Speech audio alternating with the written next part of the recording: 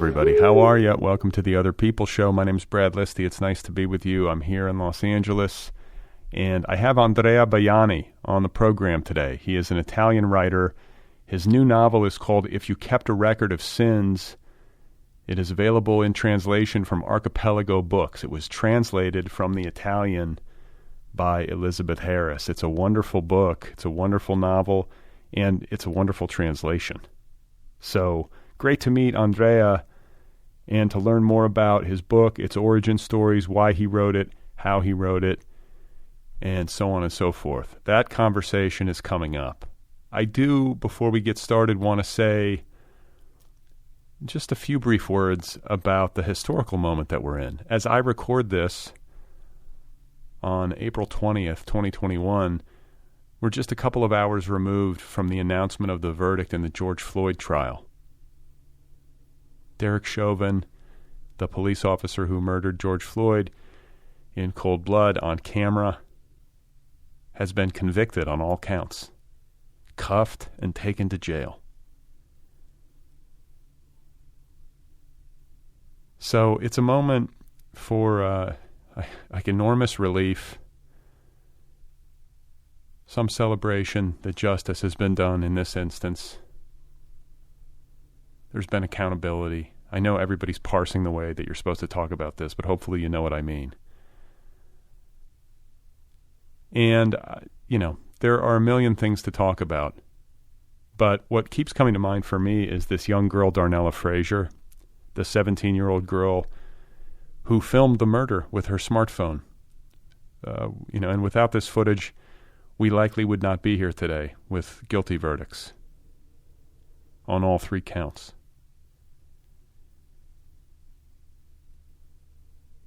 I think about being 17 years old and having the courage to stand there at close range with like a hostile police officer filming, and to have the courage to simply bear witness to something so hardcore.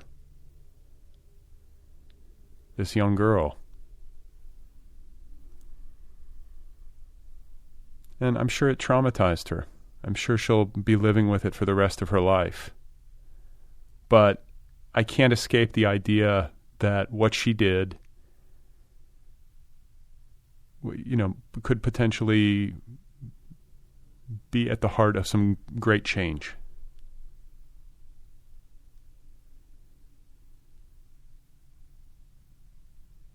I guess what I'm saying is that I think it brought home to me the importance of bearing witness, of showing up, and the importance of having courage in important moments. Not looking away, not walking away.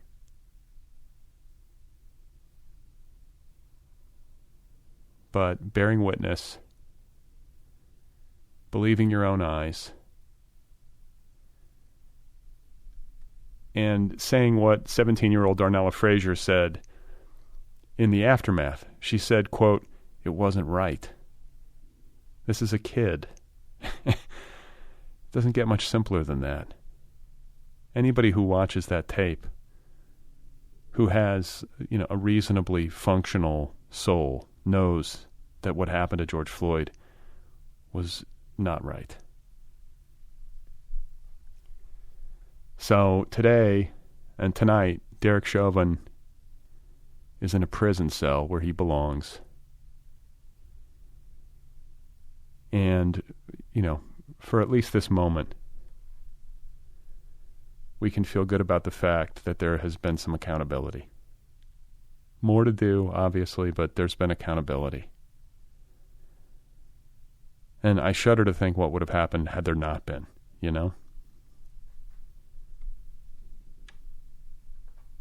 So, anyway, a good day in a lot of ways. Today's episode is brought to you by Avid Reader Press, publisher of Infinite Country. It's a new novel by Patricia Engel. This is an excellent book. It is rich with Bogota urban life, it is steeped in Andean myth, and it is tense with the reality of what it means to be undocumented in the United States of America. Infinite Country is the story of two countries and one mixed status family. It's a book that asks readers if home can be a country that you've never known. This is a Reese Witherspoon book club selection and an instant New York Times bestseller. Infinite Country by Patricia Engel, available now in bookstores and online from Avid Reader Press. So my guest today is Andrea Bajani. His new novel, If You Kept a Record of Sins, is available in translation from the Italian from Archipelago Books. Such a pleasure to meet him and to get to share this conversation with you. This is an excellent novel. So here he is, folks. This is Andrea Bajani, and his novel, one more time, is called If You Kept a Record of Sins. So in 2001, basically what happened was that my grandma died. So she died. We were at the time living in the north of Italy, whereas she was living in Rome, where I was born and where we used to live before moving to the north, to the Alps. And at that point, I was just writing short stories. I didn't even write the first novel. And all the things I was writing were just funny things, kind of the kind of comic, brilliant, very smart things. You want to show the phase in which you want to show how smart you are when you write. And you want everybody to feel it immediately. Now that every phrase has to say, "Oh my God, how great is this guy?" So I was in that phase when my grandma died, and what happened was that I just went. I remember very, very, very clearly that I just took a train, a night train from the Alps to Rome, just to go to her funeral. And then I spent the day there in Rome. I didn't even spend the night. I took the last train of the night from Rome and slept in the over the train and got to the Alps the following day very early in the morning. And what happened is that after these 36 hours basically not sleeping, and with the reality coming so strongly, so hard, kicking so hard, it was not only death, was a funeral, was a family, a dysfunctional family that in front of a funeral was even more dysfunctional, and an Italian dysfunctional family can be a lot. And and so after that, after this, I don't know, this experience, I would say that it was just a hard experience. I just wrote down a piece that was basically 2-3 pages addressing to her, to my grandma, or to what I saw at the time at that funeral. And it was amazing, because the kind of writing it appeared on my screen was completely different. I was not anymore the brilliant comic super, hey, you are the best. I was just someone going straight forward. So basically, life hit me in a way and said to me, hey, if you want to say, to write about me, life and death, you have to look at me and look into my eyes. It's not that it's not a carnival. It's something serious. So I wrote these 2 pages like that. So there were just 2-3 pages of a funeral. And then I said, oh my God, can I write that way? And it was not, oh my God, saying how good it is. It's just that it was kind of a revelation at that time. I was 25, I don't know. But then basically, it was 5 or 6 years before the novel. And for the following 5 or 6 years, I basically tried to find the place where to put these 2 or 3 pages I wrote at the funeral, after the funeral of my grandma. So I was, like the Cinderella, like when there's the shoe that the prince has to find the right foot, and then Cinderella fits her foot, fits the shoe, and then there's a marriage. So basically, I've been looking for the story, for the foot, or for the more, I would say, for the shoe, to fit in that foot, that piece of writing that I wrote at that time. So basically, what happened was at a certain time that it was a kind of I don't know, leaves growing around the tree. So basically, this first writing that came from reality, from my personal life, and around that, in these 4 or 5 years, there were these leaves growing without even, I was not even aware about that. Just that at a certain point, I started realizing that there was a story around that in 5 years, what was personal stayed personal in the sense of emotions, but became a story, was not a grandma, was a mother. And so I was realizing that there was basically after this story I wrote, there was something that was basically a mystery of someone disappearing, and how mysterious can be for the son I was. At the time I was a grandson, but the boy I was, even if I was 25, but in front of someone who dies, even if you are 45, you are a little boy, because it's so bigger than you, that you are so small. So, I started taking notes about this mother leaving, so about a woman that disappears. And at that point, I started researching on another field that was not connected to the emotional story of a relationship between a mother and a son. That was Italians entrepreneurs going to the East Europe, former Soviet Europe, to make business and so on. And so it took a while. I traveled a lot between Italy and Romania to research, because I was interested in that, but was it was a question I had in my mind. And so I said, I was interested, and I didn't even know at the time that the two stories, meaning a mother leaving and the son waiting, and Italian entrepreneurs going to Romania for business, would have become the same story. I was just following myself. I was just chasing the questions I had in my mind.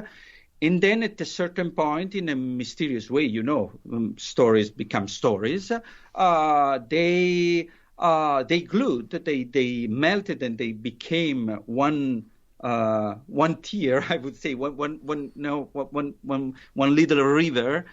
And at that moment, so after 5-6 years from the first page written without knowing that this was this novel, a year traveling between Italy and Romania, and lots of notebooks full of notes about a story I didn't know. I was writing from that moment on.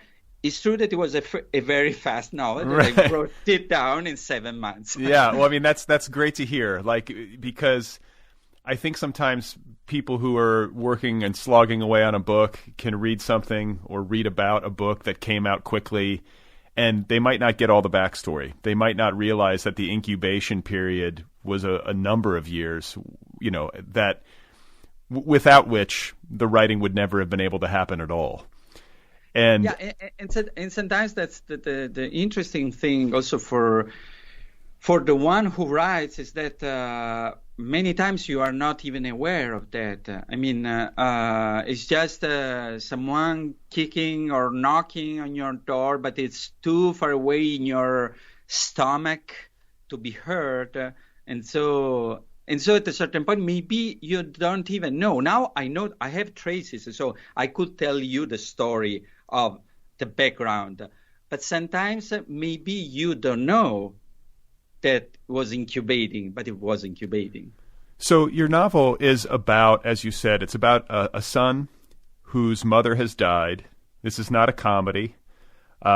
it's a sad story, but it's a gripping story, and it's a mystery. That word is so crucial. You just said it, and it really made a light bulb kind of go off in my mind, because I guess one of the, it's like it's a lesson.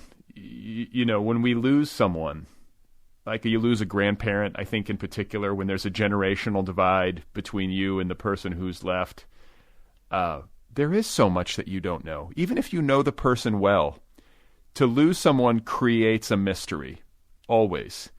And the drama of your novel is in that divide between mother and son. The son who has not seen his mother in a long time, who lost touch with her. She sort of abandoned the family, essentially, and moved to Romania. He's in Romania for her funeral and is picking up clues, essentially, whether he likes it or not. It's true. It's true. And and moreover, you're right that when someone disappears, when someone passes away, it's always like that. It's always a mystery. And moreover, if you seize the body, and then there's the mystery of the first death. The first death you are spectator of, or you are in front of the first dead body you see. In this case, or in my story, was not dead, the first one. But in general, there's even if that's the point. Even if, as I was saying, even if you are a grown up, it's the first time that you are in front of something that is so incredibly unbelievable. And even if you are grown up, you could even be an engineer, or a scientist, an engineer in constructions and something very solid. But still, when someone dies, you ask yourself the same question a little boy or a little girl can ask her or his parents. That is, where did he go? Right. Where did she go? Right. Now, that's the point. No, of course, it's the he or she is there, the dead one, but you wonder that, no? And so that's always a mystery, of course. In this case, then there's a relationship, son and mother, no? In the case of the novel, and when pediatricians and so on, they always say, and if you read whatever you read, you know that in the first phase, months, year and a half, a son doesn't understand that there's a difference between him or her and their mom, meaning that when they say I, they think that the mother and the son, in this case, let's talk about the son of the book, that they are the same thing. So saying I is you don't know where your body ends and your mother's one starts, begins, and it's like that. You live 9 months in the belly and so on, but and the only you that you know is your dad. Is your father. So the you is only the father, because you are supposed to, in Italy even more, because we are the mommy country. But in general, I would say that you are as a son. The son is the mother, and the mother is the son. And that's why at a certain point, that's why this book is a novel written in a way to the second person. So it's not a letter, but it's him addressing to her now after her death, because it's even more unbelievable. There's also the mystery of every son that has to accept that the mother is not I, is a you, is someone else. So yes. In general, the mother is always a mystery. That's why children are always more annoyed by the mother than by the father, because they can't really understand why it's not always there, why there's a difference between the two of them. And in this case, there's also a bigger mystery, because and that's why the book is told in two ways. So the book is the novel is told putting together, alternating in a way, moments from the past when the mother and the son, that was a little boy and then a teenager, the beginning of his teenagerhood, where they are two, but it's basically they live in an island that is a very also fun island where they play. There's love, there's warmth, there's everything is kind of playful in a way, and it's and then in something in a relationship that is already always complicated like that. But then there's what you were saying, that then she leaves, and then she actually, in fact, abandons him together with the stepfather, not even with his father, and so. What he tries to do, so it's not a crime novel at all, but in a way it's a crime novel, because he tries to put together the two halves of a woman. The first half is the mother, the playful, loving, and blah, blah, blah mother. And the second one is the opposite, someone who left and what happened and left to go to a better place. And what's this better place? Then he will travel, and we'll talk about it. But so it's like, it's true that it's he's looking for clues. He's looking for clues, and the paradoxical thing in a way, it's looking for clues about a person that is the one he knows the most. Right. The best. Right. Well, I think that, when we talk about parental abandonment, I think in general, it's usually the father who bails. At least, I think that statistically would bear out. And I found in reading your book something extra heartbreaking about this guy, this narrator, losing his mom. To have your mom bail and to leave country and to sort of check out, just a heartbreaking sense of loss on his part. And I also felt, and this is to your credit, I felt a lot of sympathy for the mother who did the abandoning. The complexity of her life and her desires, like you said, there's the challenge that children have in recognizing and coming to terms with the fact that their mother is an individual who has concerns and desires and fears and hopes and dreams that are entirely separate from them. She has a complicated life. She gets pregnant out of wedlock, has this baby against her family's wishes. So, creates a rupture with her own parents. So there's that dysfunction that she's dealing with. And then she's in so many ways, she's a great mother. She's very present for her child. They have, like you said, a warm relationship. But at a certain point in her life, other people and other interests and desires intercede. And she winds up leaving. But I never, as much as I hate that decision, and as much as I, can't even imagine leaving my kids, as a parent, it's like, how could you do that? I do understand her as a human being. And I'm glad you portrayed her that way, because I think in the absence of it, if she was just some kind of two-dimensional villain, or if the protagonist had that sort of view of her, it would have, I think it would have been a lesser book. You needed her humanity in order to accentuate the tragedy of it. Yeah, and the point for me was, probably I myself needed to have these two halves, not to be judgmental. Meaning that the point is, I don't know if we could call it empathy, understanding. I don't know what it is, but for sure there is something that is, and that basically the way in which I wrote it, that's something that is always so human.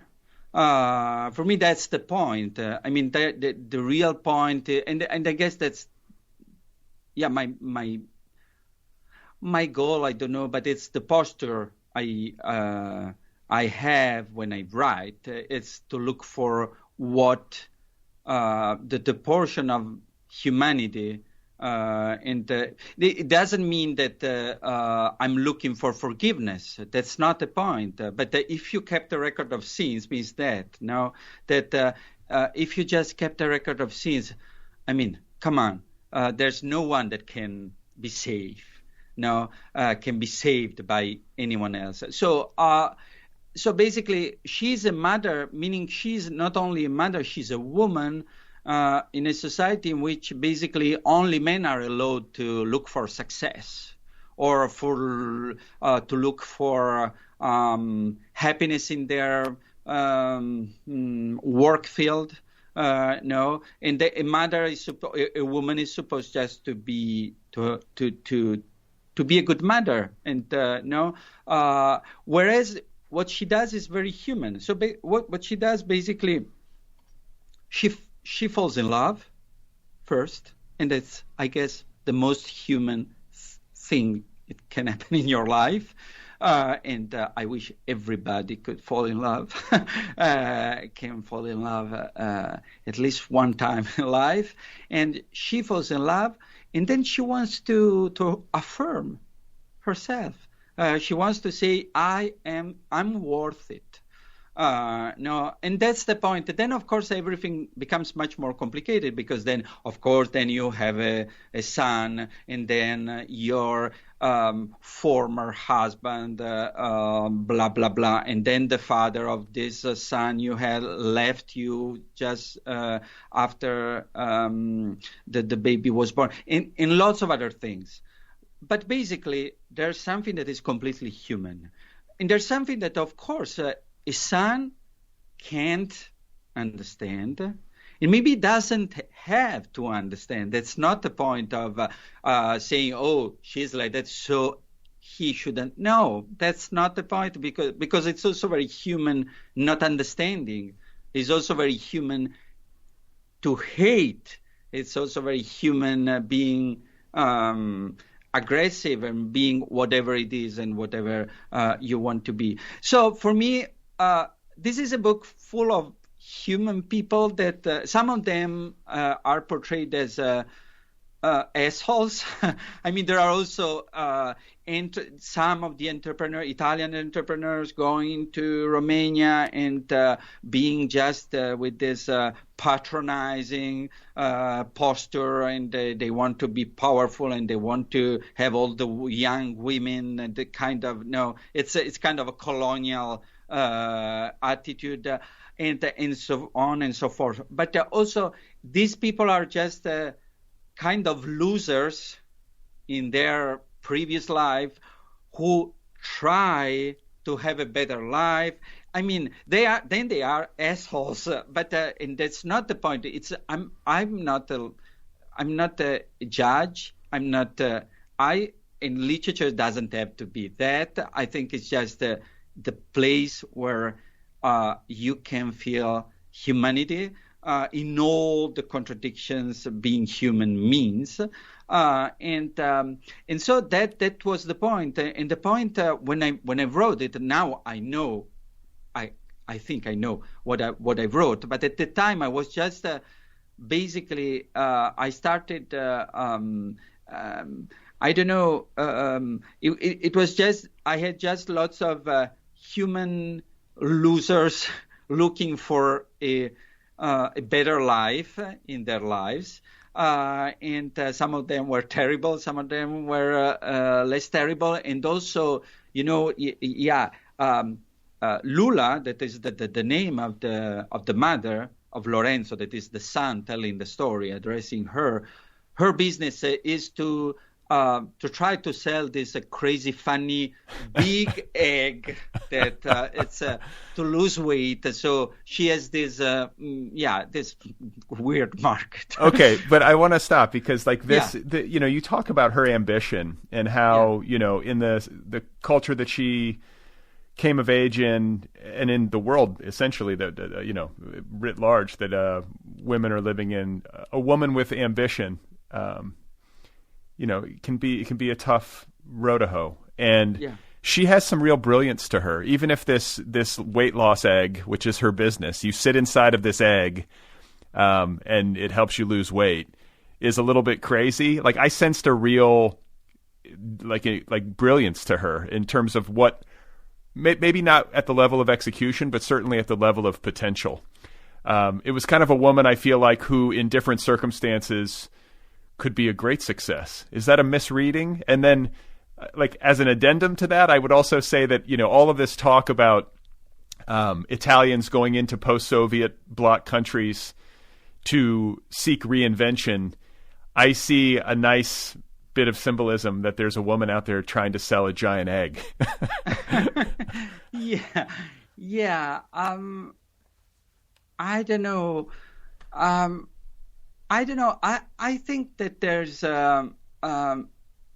in a way, as far as I understand of this character, of this person, I think that she's, in a way, she could be, you are right, she could be a real genius in a way, because she's completely naive.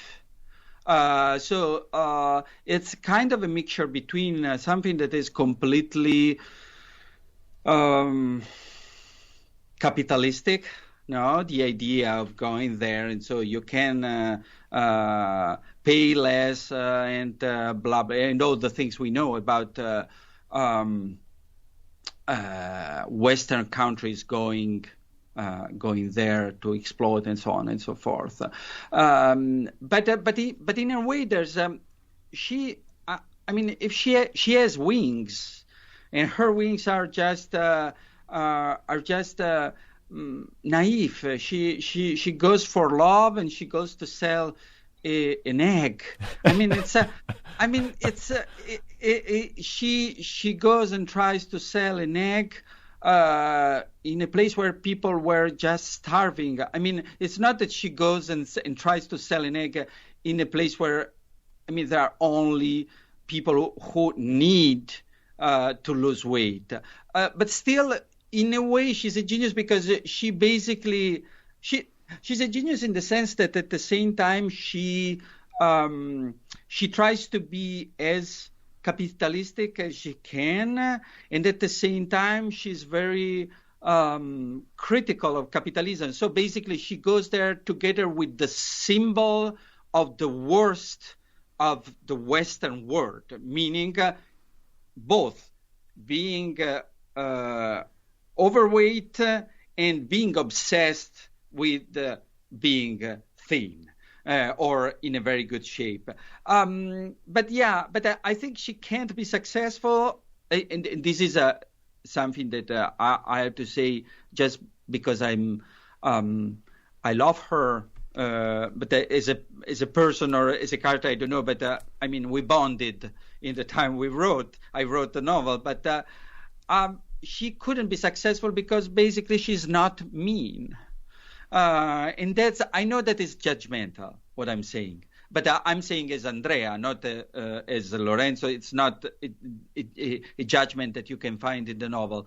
But she's a genius who couldn't be successful because you have to be a little bit mean to survive. She goes into the jungle, bringing a couple of flowers and an egg, and how you can survive. And the problem is that since a son, so going back to the fact that the novel, the center of the novel is Lorenzo, is the son addressing to her, then the center of the novel, for sure, the one who writes, the narrator, is Lorenzo.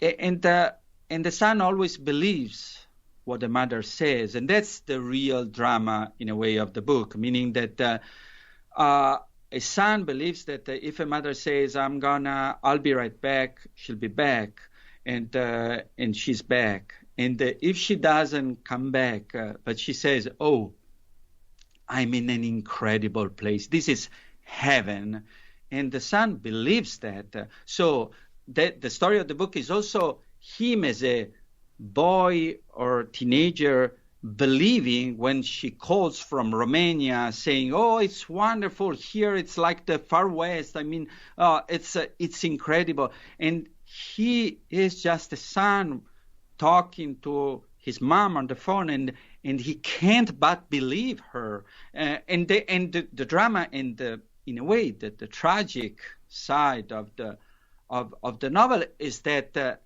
then he has to realize that she was not living in heaven. That was not the paradise where she was, and that she was unhappy. And there, but she couldn't say, "I'm unhappy," because a mother is a magician, and so she can't say, "I couldn't succeed." Well, yeah, I mean, this feels very familiar to me as an American. And maybe especially so as a Los Angelino.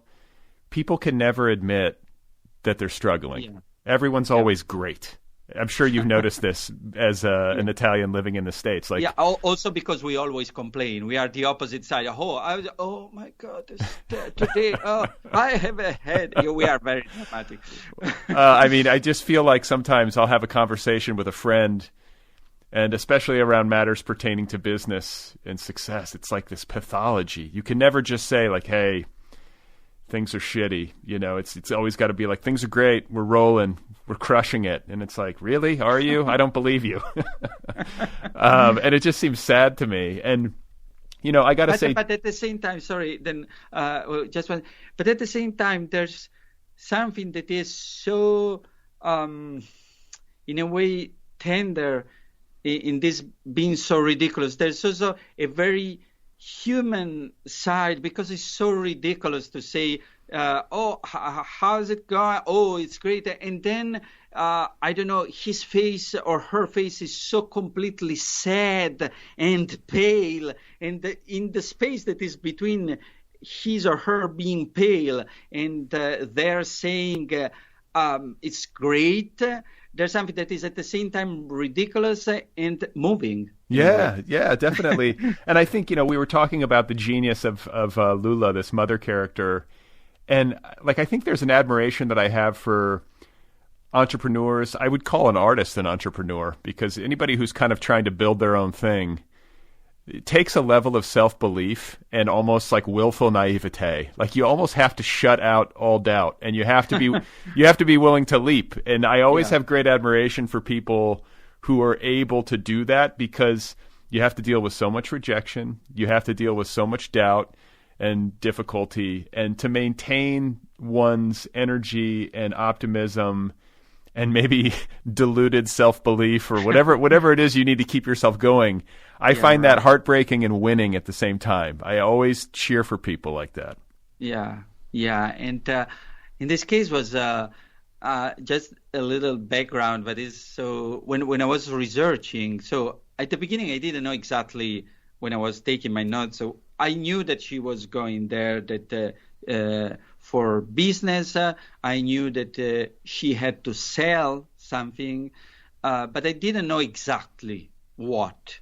And again, you know, it's just always by chance. So a friend of mine sent me a link to a thing, and was kind of was not an egg, but the way I misread the image I saw was, was that? It's kind of a gigantic egg. It was something else, was a gigantic box, but the function was the same, to make people lose weight. But the fact that I misread it, I missaw it, and I thought that it was. So I thought, okay, so that could be interesting. And at the time, what I did, it's so funny because I talked to lots of people who sold would sell different kind of machines to lose weight. I never really found an egg, so I had to invent it. But I want to stop you. I actually Googled weight loss egg. I wanted to know if this was real. I was like, could you find it? No. No, I don't think it exists. It's just my seeing something, an image. So I went to different places because I wanted to understand how it works. Because I mean, as a novelist, unless it's something that you really know because you work in it or it's your life or whatever. But if you put together things that are true with things that are not real and so on. So I had to research a lot. So I remember this going to a place. There was just a gigantic box, but you didn't enter the box. There were just cables and so I said, so how does it work? And I remember that it was a friend of a friend of a friend who opened the company, the place just on Saturday morning, and there was no one. There was no one working there. There was just the secretary there, and so he said, so would you like to see how it works? And he said, do you want me to try on you? And then at the time I was kind of very thin, and he told me, but I really don't enjoy it. You are too thin, so I want someone more. And so at that point everything became so crazy. So he asked this woman, was in her 50s, saying, oh, come here. And so put the cables on the body of this secretary that was all of a sudden in her bras. And was completely crazy. I was completely astonished looking at this situation. And so, it's a crazy world, but it was interesting, It's always interesting to research these kind of things, but it was very interesting to try to really think of this obsession that we have in Western world for becoming the Photoshop version of ourselves also in 3D life. Yes, absolutely. And I got to say, the fact that I Googled it means that I bought it. Like, it was real enough to me on the page that I was like, this could be real. And the world is absurd enough that, like, a weight loss egg is not outside the realm of possibility. So I want to ask you, because we've been talking about this, and my understanding of, Italian history, Italian culture, European history, European culture is not probably as astute as yours, is this notion of Europeans, or maybe it was especially Italian entrepreneurs, going into post-Soviet bloc countries to seek a new life and to seek renewal and to try their hand at business in a place where the exchange rate was better or whatever it happens to be. This happened widely. Like, I guess I haven't read much about this. Yeah, it's just that it happened a lot and still happens. Now I guess they are more moving towards the Far East, more far than the former Soviet countries, the former Soviet bloc, as you were saying correctly, and and in a way it happened. It happened a lot. It happened at the beginning of the 90s.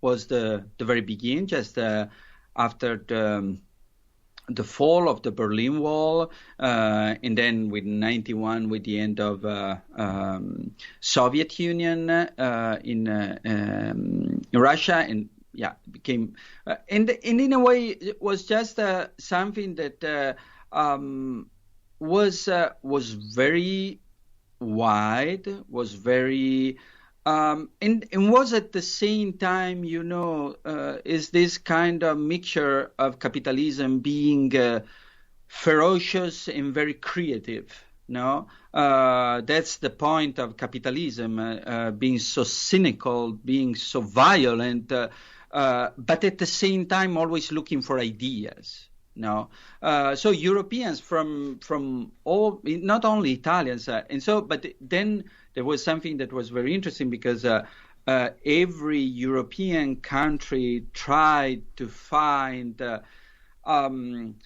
a country in the former Soviet bloc that was in a way close to them for culture, language, and so Romania and Italian are kind of similar. Also in terms of language, there's a Latin root, and so it's easy to understand.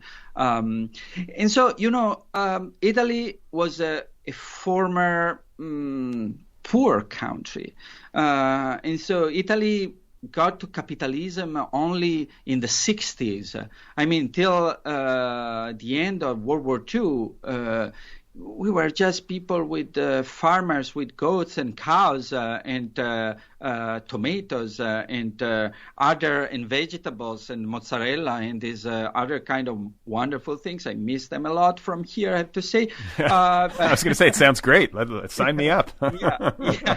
Yeah. But so and then it happened as a violent and enthusiastic in the way that it was lived.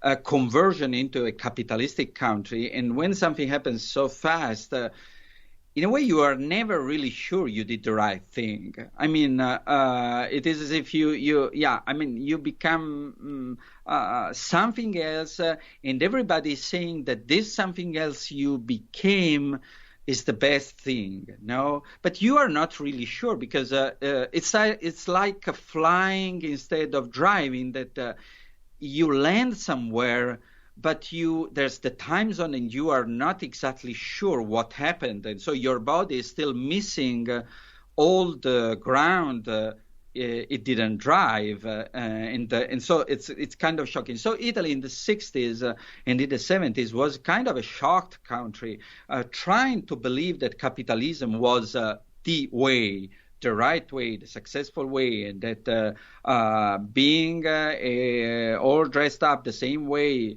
watching all together the same TVs and so on and so forth was the right thing. So basically, I think that, of course, the thing that happened at the beginning of the 90s, but the real development of the business was just in 2000 or in late 90s and beginning of the 2000, was that in a way, of course, there was business, but there was also a way of trying to convince ourselves as Italians that we did the right choice.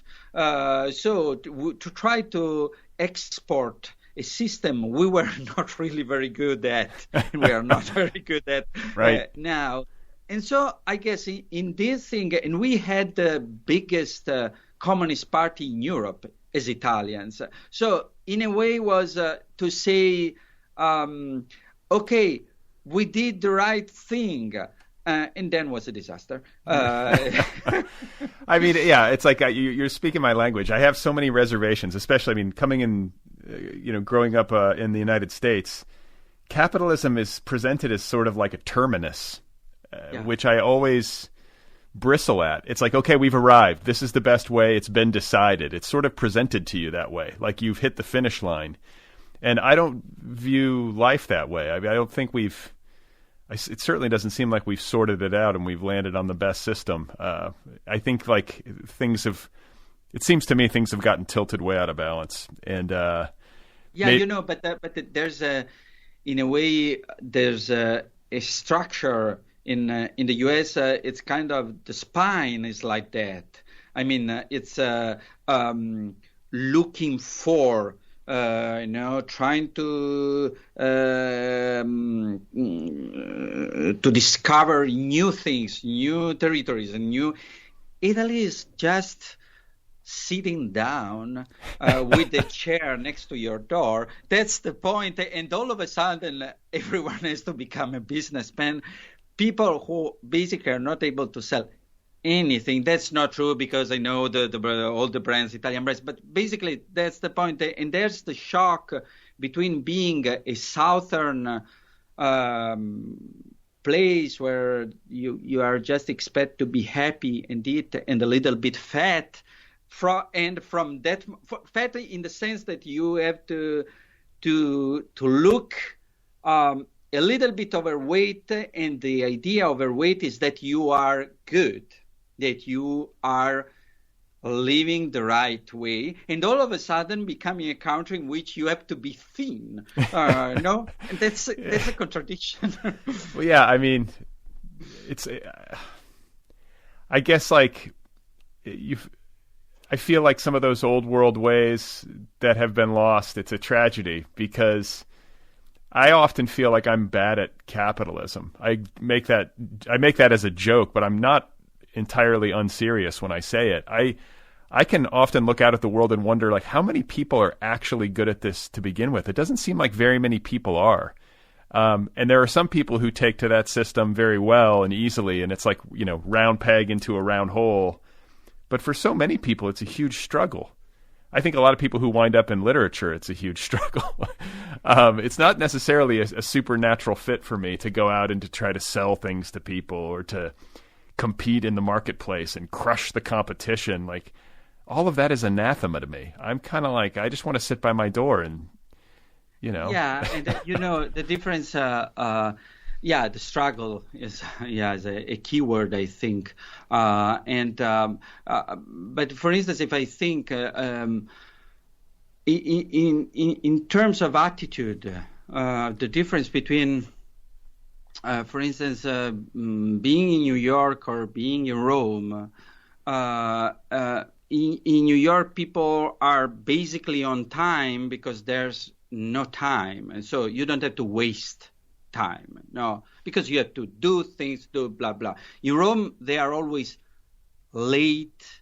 And so it's hard to sell anything if you are not there at the same moment as your client. Right. And but then, it's a big topic, of course. Oh, and I feel like, it's a big topic. I feel like there's got to be, like, the clearest that I can get about it is that there's got to be some sort of equilibrium between the two, like, polarities, between, like, the more communal or communitarian impulse and the capitalistic impulse. And I don't know where that sweet spot is. I don't know if anybody does, but it seems... But the problem is that, as far as I understood of being alive, is that equilibrium is something you get for 1, 2, 3 seconds and then stop. Right.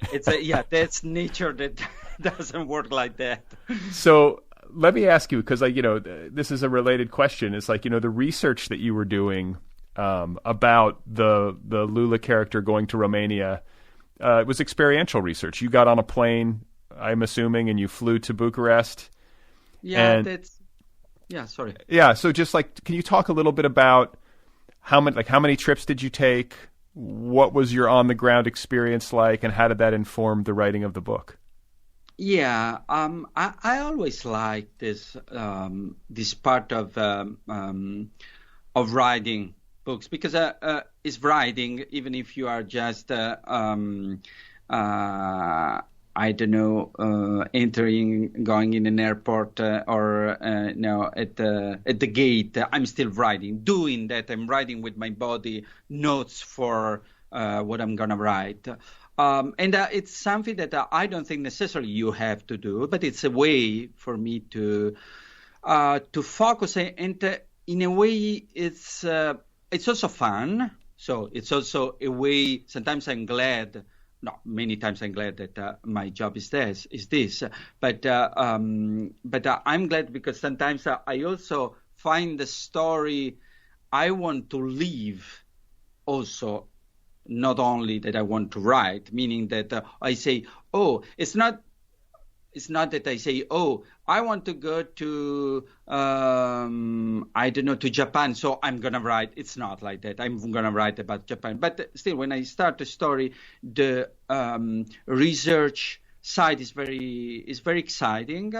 And in a way, for me, it's just that as a writer, going through a book, so from the very first moment, in this case, as we were describing, I was describing at the very beginning, in basically 5 years or 6 years, and then 8 months writing. But if there's no evolution in me, in myself, going through a book, making before writing, and then writing the book, it means that it was not worth it.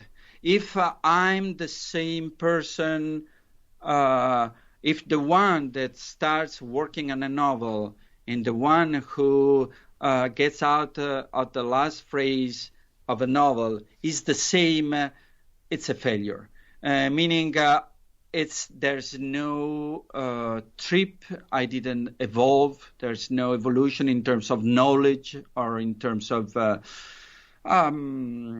humanity, of myself, or whatever. You understand what I'm saying. But going really physically through something, experiencing, it's not sometimes only experiencing in terms of, so I'm going to go to Romania, I'm going to take notes of what I see. So there are 5 cars at the airport and people are behaving like that. Because I'm also very distracted as a person. I'm a very emotional guy, meaning that I'm very brave, and at the same time I'm so completely full of fears. I'm very brave in the sense that I can't but do something if I'm too curious, but shaking maybe, because the curiosity is much stronger than me, and so I say I have to say to my curiosity, so stop, I'm not brave enough to go there. Come. No, I don't want.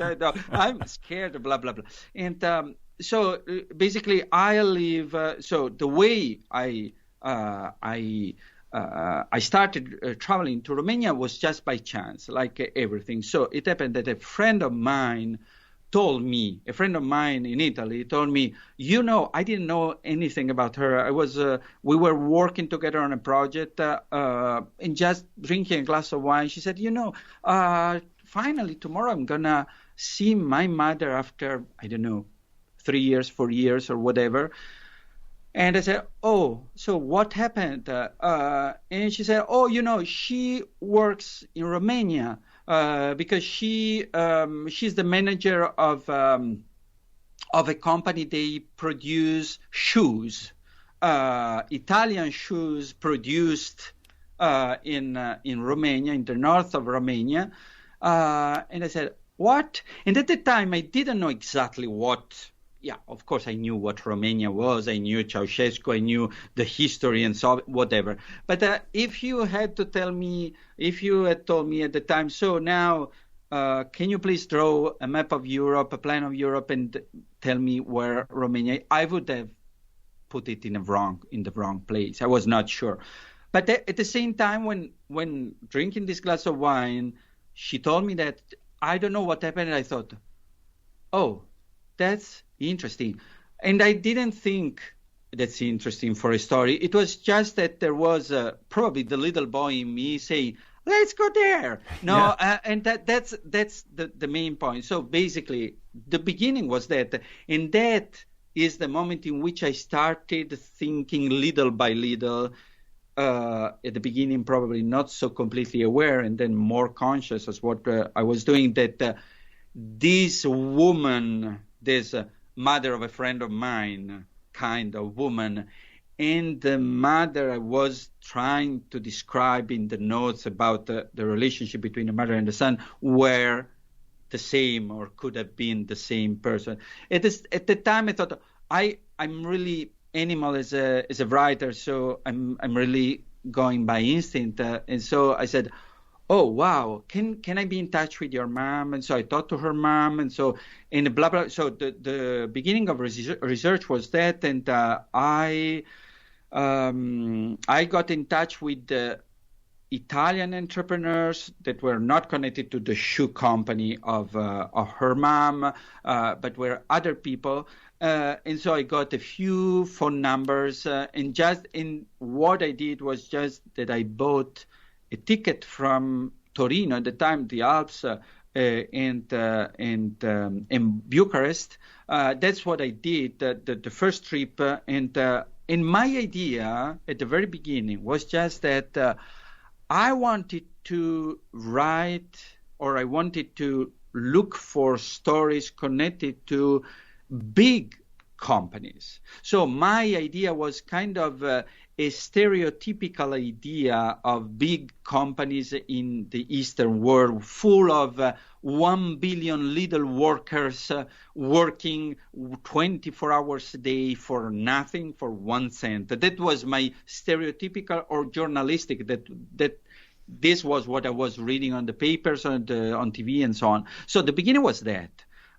So I landed to Bucharest, and I was there. And the first interview or the first contact I had was with someone, a manager in an Italian company.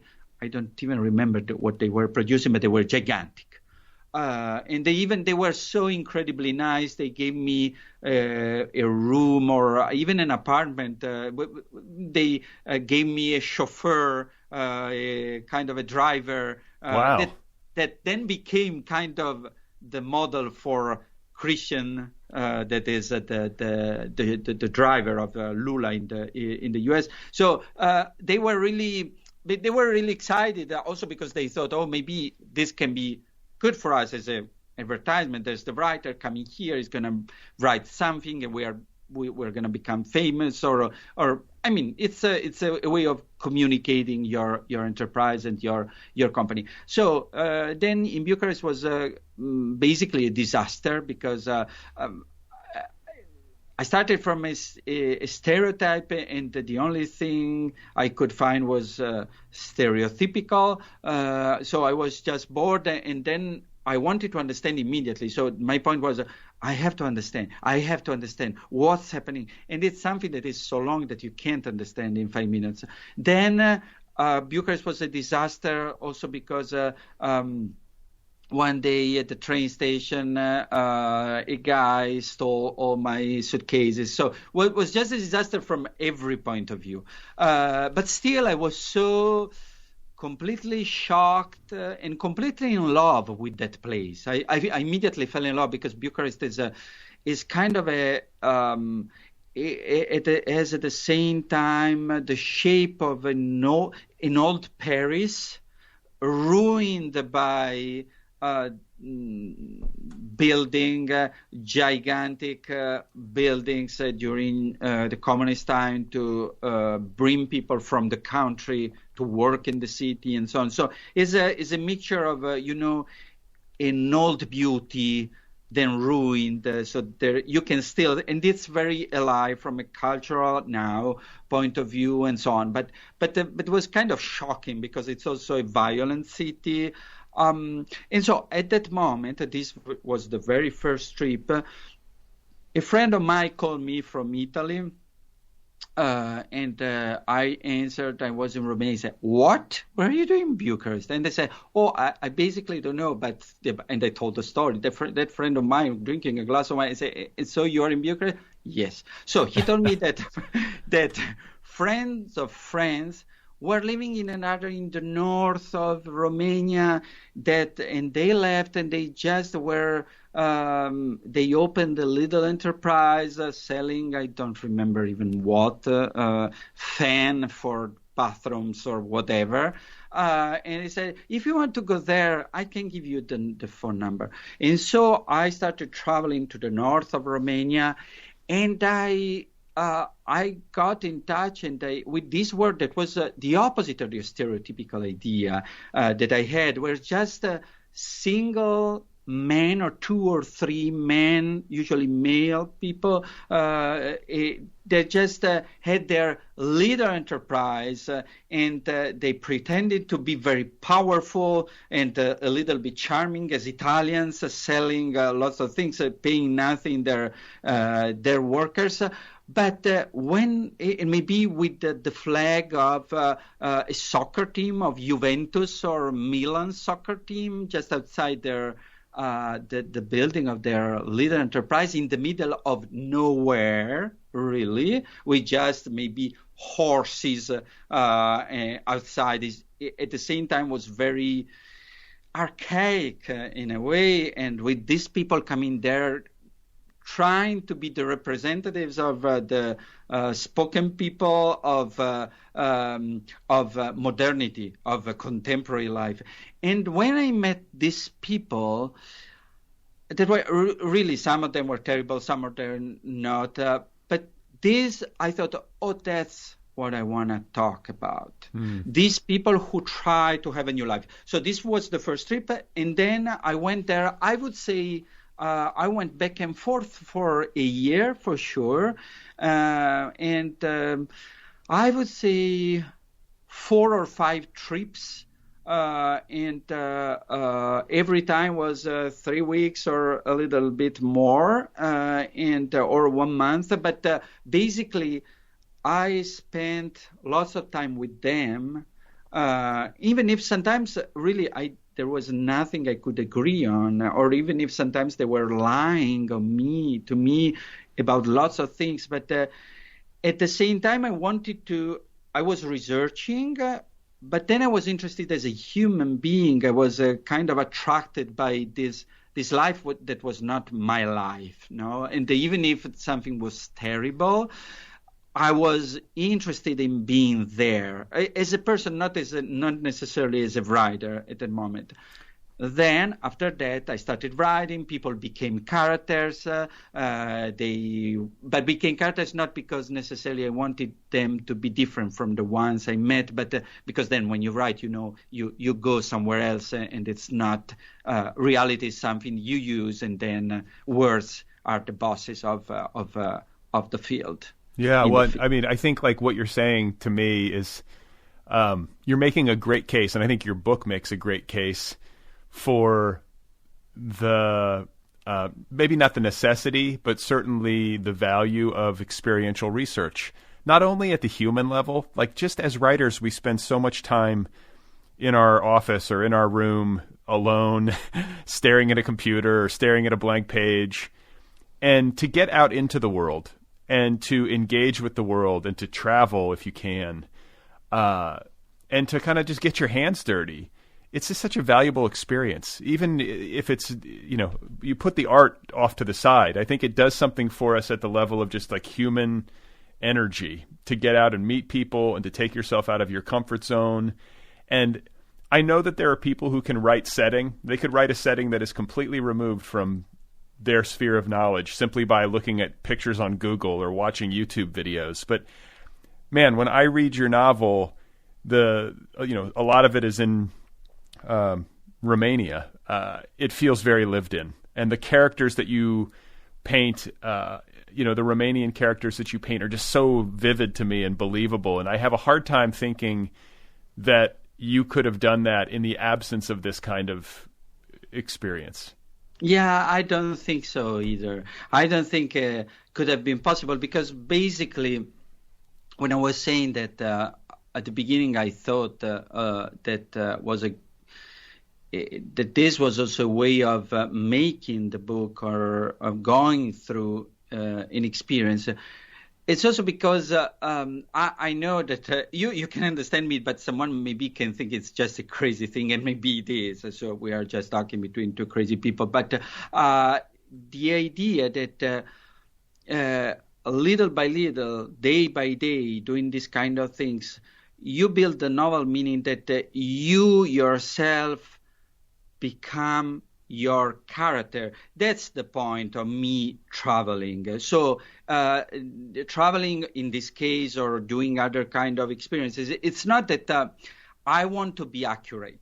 For me, that's not the point. It's not the point that I want to write something that so people can say, yeah, it's true. It's true. Bucharest, this street is exactly like that. That's not the point. The point is that I have also a very, I write with all of myself.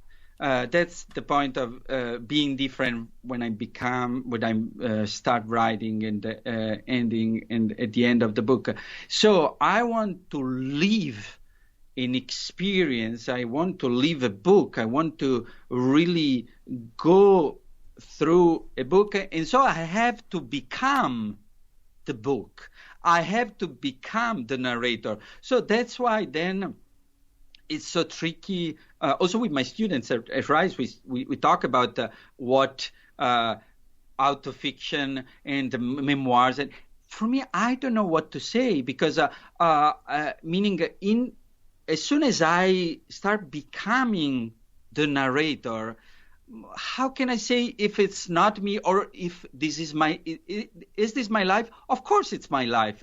I had a mother who lived to Romania. Not at all. But this is really what I experienced. I guess the takeoff, I was Andrea, and the landing in Bucharest, I was Lorenzo. I was the character, because as soon, of course I can understand it can sound crazy, but as soon as I got off the plane, I was entering a novel, not looking for details. I was building with my own body the story that I was about to write, even if I didn't have clear what it was not evident at the time. But of course I was already in, and the thing is that probably as a writer I can write only what I experience.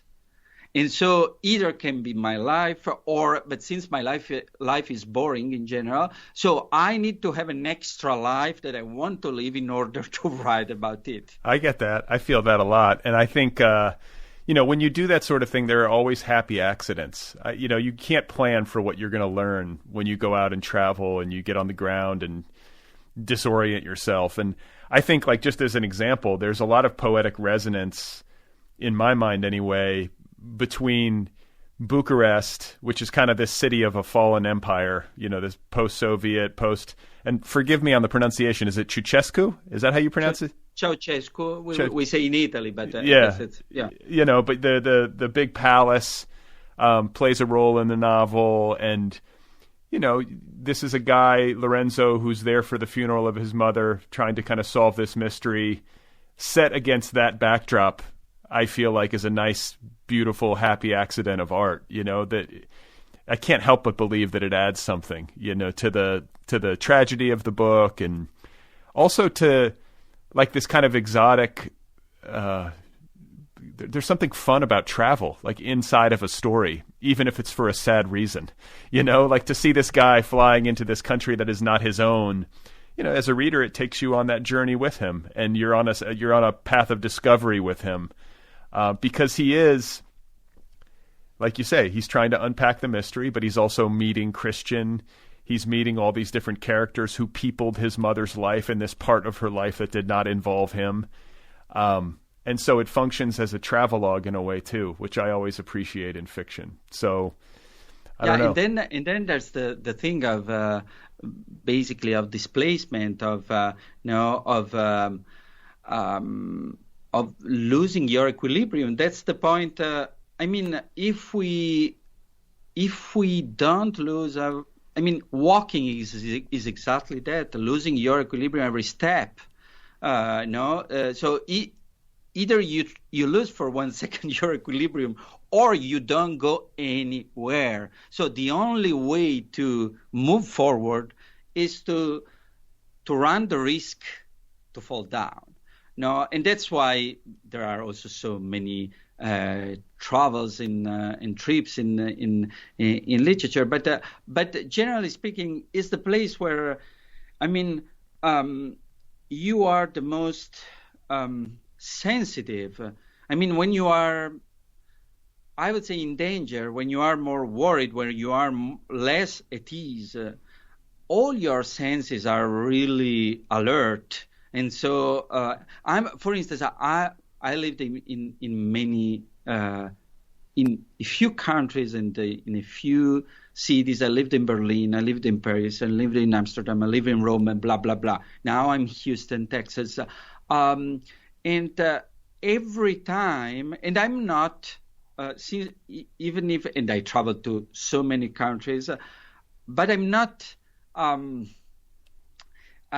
don't know, I'm not very good at doing that, meaning that I'm not a good traveler. I'm a disaster every time, meaning really I'm clumsy every single thing I do. And it's not that since I traveled a lot now, every time I start a new experience, my day is full of freaking out for something. Oh my God, I know, and the pin for that, and I have to open a bank account, or I have to everything is freaking out, and it's the way I work. And then after that, I laugh at myself, and but that's very interesting because when I'm scared or freaking, that's why I was saying that I'm not brave. I mean, my curiosity is braver than I am, because every time, in any case, I'm in danger, even if rarely was a real danger. I was rarely in serious danger that I thought I'm gonna die, but I'm gonna spend the night outside or whatever other stupid things. But exactly in that moment, that is moving from, as you were saying, the comfort zone. All my senses are really alert, so my eyes are looking around like crazy to see if there's someone, if there's a door, and trying to. Also, fear helps you in being hypersensitive, no? And so that's in a way also for Lorenzo as a character, as a narrator.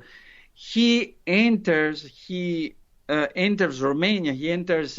The new old world, because could be Romania, could be Poland, could be Ukraine, could be. I mean, it's not that Romania is Romania because it's Romania. It's for the reasons we were talking about. But that posture is the posture in which you can be, you can experience and probably describe then in a novel. A certain place, making people feel it, because what happens doesn't happen in the rational field, but happens with the senses. And so the Romania, the Bucharest that is in the book, it's so similar to many other freaking out zone that we all experience, or many other. I mean, when you are sad, the world around you looks sad, no? And it's now it's a word, contagium, that it's hard to use after the pandemic, but it's kind of a contagium. So if you are feeling a pain, the pain goes into the walls, into the buildings, into the trees, and that's the point of Lorenzo. He goes there with a mixture between looking for clues, being feeling sorrow, being surprised, curious, shocked. And the Romania and the city and the places he describes are basically his emotions becoming solid. Well, I loved it. It's a great book. It's a great work of art. And I have to say, before I let you go, that in English, you are in the hands of a wonderful translator. And I want to give credit to the translator, who sometimes gets lost in the shuffle when works get translated. But her name is Elizabeth Harris, and I've read enough works in translation to know when one is really good. Like this is a beautiful translation into English. Yeah, Elizabeth Harris, to me is kind of a genius. And the one thing that I really love of her is that she has ear, and writing is music, and she is kind of a jazz player. So she starts from the standard of the original writing, and then she plays her music that is complete, but is like jazz works. I mean, it's completely close to the standard, but it's her music, and so for me, I guess, yeah, the experience, and I realized that she was so great because first, because I read her first sample, the first 15 pages the publisher sent me at the beginning. I thought, oh my God, that's great, because it's like singing. And my style in Italian is a very musical style. And if my books they miss the style, the music, they are completely lost. It's not that the story is enough, or you can say it's a beautiful story, but it's not the point. The point is, the senses we were talking about now. And Liz once wrote to me for a piece saying, so we talk to each other, and sometimes she has questions, and it's exactly from the questions that you understand if a translator is a good translator. Right. And for instance, she was saying, I would change this word into this. I would put this other word. I don't know if you agree, but I would do that because this creates an internal rhyme with the word you used 3 lines before. And since you have so many internal rhymes, I guess you have other internal rhymes, but if we add this in English, it creates the sound that you create in Italian. And this email, I don't even remember if I guess I accepted, but I remember the question, but I remember that I was amazed by someone who was talking about music. And so that's the point. She's a great a writer has to be a great a translator has to be a great writer as well, and she's a great writer, and she can play her music, and because a book also in translation has to have a character, meaning a personality, a musical personality, and that's given by the translator. Then there's the imagery, there are the metaphors, there's the soul, the mood, and whatever it is. So there's lots. It's the iceberg is under the water, and it's probably the author.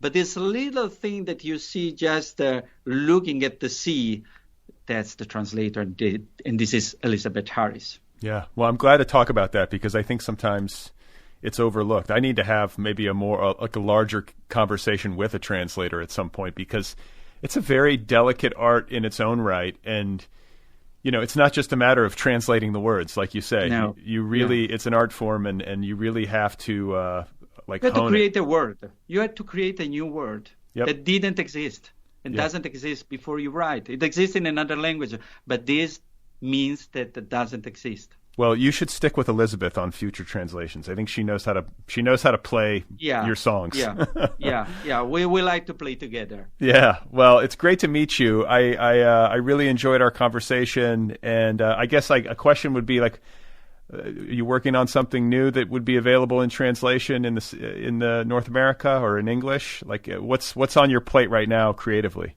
Oh, yeah, there is just a new novel just came out in Italy, and the title is Il Libro delle Case, meaning the Book of Homes, and it's basically the story of a man told through the houses he lived in different moments, going up and down in time and spaces. So from 75 all of a sudden to 2002, and then to 86 and so on. And this novel, it came out 1 month ago, or a little bit more. It's just been longlisted for the Strega, Premio Strega, that is the most important Italian literary prize. And so congratulations. Thank you. And so I'm doing I'm running, I'm basically chased by myself. So I'm just trying to escape and having lots of presentations online from the same place as I present this book, the one I was, the myself myself I was 13 years ago and the one I am now.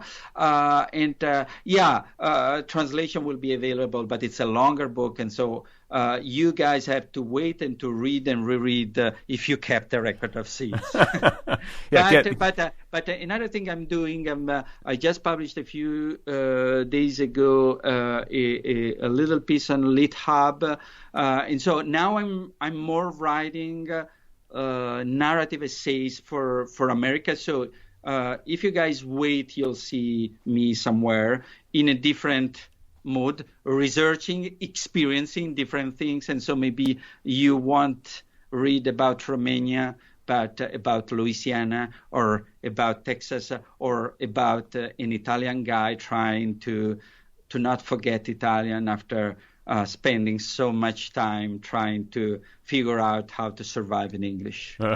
Well, I wish you well on all of the above. Great to meet you. Congrats on this fine translation, and congrats on the new one, that's been longlisted as well. It was great to meet you. Great. Okay, guys, there you have it. That is Andrea Bajani, and his new novel is called If You Kept a Record of Sins, available now in English from Archipelago Books. A wonderful translation by Elizabeth Harris from the Italian. If You Kept a Record of Sins by Andrea Bajani. Go get your copy immediately. Andrea Bajani, for those of you who aren't aware, is one of the foremost contemporary authors from Italy. In Italy, you know what I mean. If You Kept a Record of Sins won a slew of prizes, including the Supermondello Prize, the Brancati Prize, the Recanati Prize, and the Lo Straniero Prize, if I'm pronouncing those correctly. He's been translated in many languages, published by some of the better presses in Europe, and he now lives in Houston and teaches at Rice University. One more time, the book is called If You Kept a Record of Sins. I strongly recommend it. The Other People podcast is offered freely. Every single episode of this show, more than 700 episodes and counting, all of it is available to you, the listener, free of charge. It is a listener-supported show. If you like this program and you listen to it regularly and you get something from it, I hope you'll consider supporting the show. If you have the means, you can do that for as little as $1 a month. Tip your server. Throw a buck in the hat. Throw more if you have more. There are different tiers, different levels of support. There are prizes, bonuses. You know what I'm talking about. You can get a t-shirt, a tote bag, a sticker, a coffee mug, a book club subscription. I'll wish you happy birthday. I'll write you a handwritten postcard. Come on. Just go to patreon.com/otherpplpod. Patreon.com/otherpplpod. Support the show. Show it some love at patreon.com/otherpplpod. If you would like to write to me, the email address is letters@otherppl.com. Don't forget that this show has its own official app. It too is free. The Other People with Brad Listi app. Go get it wherever you get your apps. What else? Coming up next, I think there's going to be a Sunday episode featuring Patricia Engel. Stay tuned for that. Other good ones in the pipeline. Appreciate you listening. We'll talk to you soon.